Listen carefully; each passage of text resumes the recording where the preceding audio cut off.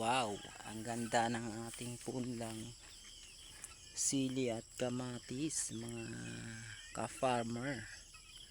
Ayun, yun, ready to transplant lang po ito. Kaya lang nadelid po tayo sa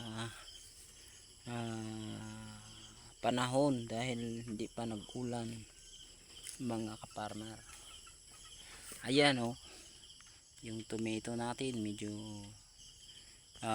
maganda nga yan, mga ka-farmer, yung medyo may edad-edad na punla dahil ito ay matigas na yung puno. So kailangan talaga ang ganyan ng klase kapag tag-init na season, dahil kapag medyo hubin pa siya or bata pa siya, malambot yung katawan niya, kaya kailangan nating medyo patigas-tigasin o patanda-tandain yung katawan ng ating tomato, diba? Ayan, ayan si tomato, tingnan po natin na maigi. Ayan, katawan niya, tingnan nyo mga idol, medyo matibay-tibay na. So ito yung maganda na ipagtanim dahil ito ay nakapag lumaban na talaga sa init. At saka pag itanim mo hindi masyadong madaling mamatay, hindi masilaw. Yun ang labuyo natin ng unang punla. Ito ay alanganin pa, or kung maganda ang panahon or malamig, pag tag-init, wag lang muna to kasi malambot yung katawan niya.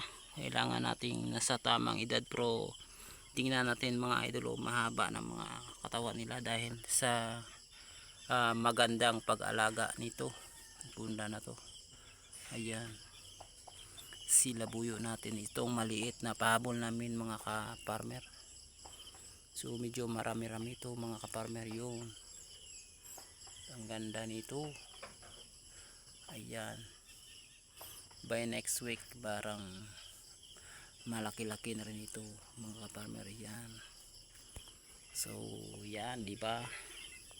Ganda ng ating mga sage ngayon kasi medyo naalagaan ng husto mga ka-farmer. Naglagay na rin tayo ng fertilizer at saka nag-spray na rin tayo ng pesticide at saka insecticide, diba? Ganda mga ka-farmer. Yan, yung bubong natin screen, tinry namin yung black screen. Maganda naman ang black net yung ginagamit natin mga ka-farmer.